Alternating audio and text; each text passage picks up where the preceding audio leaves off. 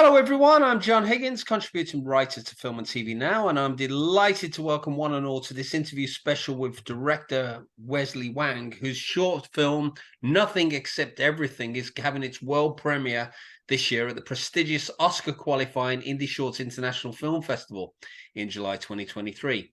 And Wang has been attending Harvard as a filmmaker. Wesley, a warm welcome to you.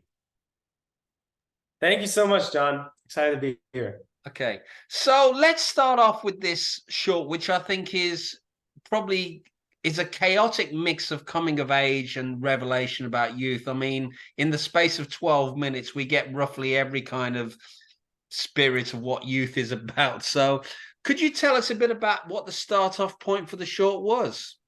Yeah, it's similar to what you said. I like what you said. It's kind of just, I was a senior in high school in December. I just got into Harvard and I was just thinking about all the things that got me to this point, not just getting into Harvard, but just got me to this point as a human being and all the experiences of being a young kid in the United States. And it was just so, it was very, very poured from straight from the heart, kind of everything that I was thinking at the time, just put into film. And so it was really easy as a starting point. It was just me and my life, and it was very autobiographical. And so I just wrote everything I was thinking down. Okay, so there's an interesting through line because you talk about numbers in the film. And what I'm curious to know is what fascinates you about numbers and why did you use it as such a crucial part of this short film? Yeah, I think numbers are interesting because it's our way of conceiving life in general, I think, of quantifying it in some degree and putting some kind of value to it. And assigning different values if we want to say a greater number, like a number that's greater than another number. So it's very, very it's very abstract in a way, and it's a way to quantify things. So I always thought that was interesting where we're trying to find some sort of order in this chaos. And I think that's the kind of main idea of the film when the when we ask, like, think of a number 1 through 10. I'm going to ask the viewers here, think of a number 1 through 10.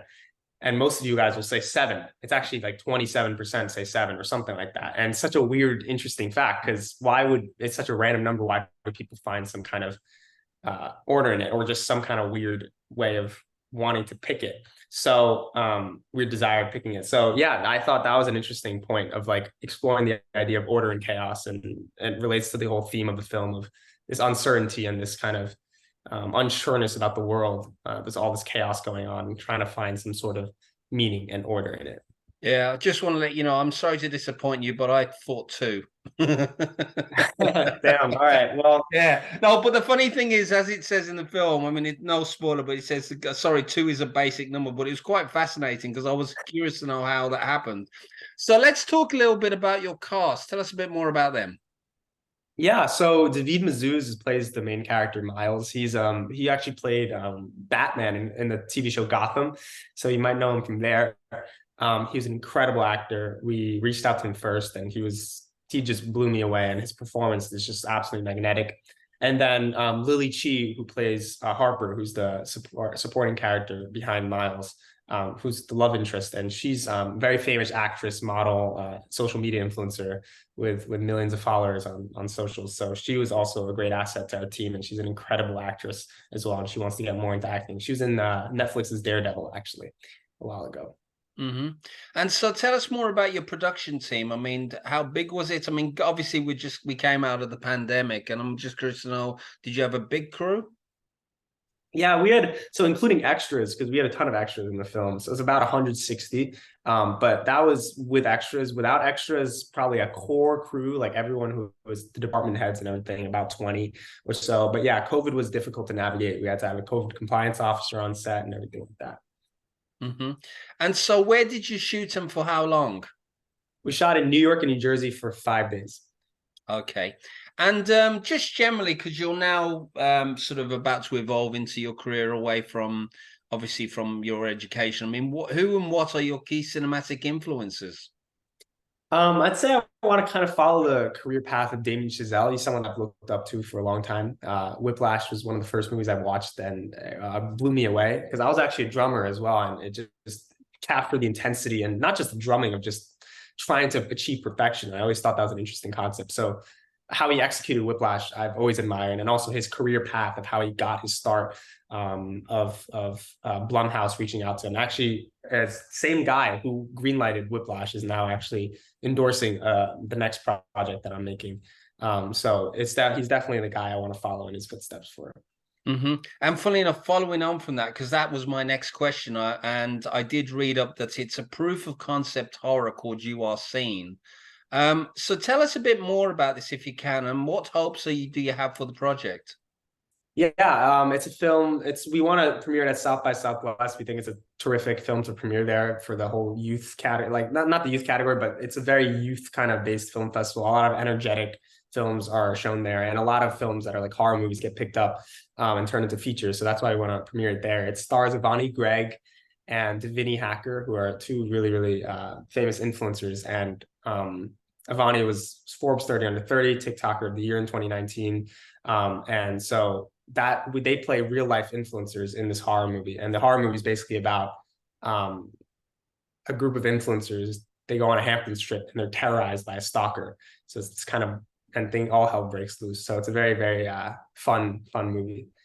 And so let's going back to, of course, the short. I mean, did you rehearse much with the actors during the shooting? Was it all on the fly? I mean, did you base it on, did you use a script, or were there moments where where the actors would ad lib? Yeah, no, it was a pretty extensive rehearsal process. So we kind of were very nail the script down and make sure we get all the lines and actions. But definitely some of the scenes, like the driveway scene, we let them really experiment with the comedy and kind of let them go crazy with it. And so that was really interesting and a lot of fun. And obviously, I've got to ask you about Harvard, because we know of it. I mean, in the UK, it's when we know that Harvard is prestigious in a big way, but obviously it must be different for you when you're actually attending the actual event. So what is it that makes what is it about the institution that encourages and nurtures a creative person like yourself? I mean, obviously we know Harvard being a law-based school, but where, in terms of the creativity aspect of it, I mean, tell us a bit more about the general structure of how Harvard is generally as an education, because I don't think I know much more about that aside from law. Yeah, that's a terrific question. I mean, I think even in the UK or in the US, I think that's what people think about as a liberal arts college first and foremost. But and that's fantastic, because you definitely get to learn things like political science, economics, psychology, all that stuff that Harvard has terrific education for. They don't much have a film program, but they do. It's called the Art and Film Visual Studies major. But for me, the greatest value of getting this Harvard education is meeting the people around you, these collaborators, these professors who have incredible ideas. And when you learn more about the world and all these smart ideas and creative things about the world, it's just a great point of inspiration. And also J.J. Abrams once said, it's more important to learn what to make movies about than how to make movies. And I've always stuck by that. So that's why, for me, Harvard education was extremely valuable. So what is it about the coming of age genre per se that allows people to explore storytelling in a way that, say, other genres don't? It's interesting. I was thinking about this the other day, and I think coming of age, all movies, well, most movies at least, are about change and people changing and characters being affected by things. And I think coming of age, the idea of it is someone grows, right? And I think in life, it's so prevalent. And I think that's why I've resonated with so much. You see it in people every day, how people change, how people resist change, and eventually accept it in some way and embrace it ultimately. So I think that was a really interesting thing to explore. So coming of age is very, very relevant, and not just coming of age, but also I think for adults and people in general. So obviously, people make a short film as a calling card and stuff like that. I mean, I'm just curious to know, I mean, would you like to expand on the issues and themes explored in this short film into a feature script? Yeah, we do have a feature in development about this project. So we've been pitching it around. I'm making this short as well, another short as well. So definitely in the process of making a feature, we want to extend on its whole existentialism, nihilism themes, kind of similar to Everything Everywhere All at Once that we want to pitch it as. So yeah. Okay. And I've got two final questions for you before we wrap up. So what's it like being selected for this Indie Shorts International Film Festival? Because obviously one of the goals of a lot of filmmakers, I mean, I've interviewed quite a few, is that these films obviously use them as a springboard, because you're talking about the Oscar qualifying stage, and this is crucial because we are about to head into the next year, the next sort of intake of films that could potentially be making the grade in the Dolby Theatre next spring. So what is it about this particular festival that kind of sets it apart from others, and Yeah. how does it encourage in general filmmakers like yourself? Yeah, so Heartland Film Festival is the overarching film festival that Indie Shorts is under, and they split the Heartland Film Festival into features and shorts. So now it's called Indie Shorts, is the shorts version, and basically it's the 5th year running, and they've already been going crazy. It's extremely. They've had, I think, like 34 Academy Award winning or nominated films that went on to win or get nominated that started at Indie Shorts. So definitely it has a great track record. So obviously the Oscar campaign is something we're looking at, but also more importantly, yeah, as a springboard, it's just a fantastic festival to get into. It has a lot of prestige. If investors or producers see that, they will be definitely attracted to your next project. So it's yeah, it's an honor. Okay. And my final question, Wesley, is obviously, what are you most proud of about this short film? Ooh, that I made something that I thought no one would really care about, because it was so out there and crazy and young and weird, and combines a lot of things from YouTube, TikTok, and things that I've seen that I don't think would work in the mainstream, but it seemed to have been working. So I guess the piece of advice that stems from that is just tell your own story. Be very personal, be unashamedly personal as much as you want. And I think people would find something in it because it's true and it's authentic. Great. Well, listen, Wesley, thank you so much for your time and insights today. It's been an absolute pleasure learning about the shorts. Nothing Except Everything is a rather weird and wonderful analysis of coming of age. It sort of taps into classic coming of age and high school dramas and stuff in the case of 12 Minutes. As mentioned, it is screening at this year's Indie Shorts International Film Festival in July.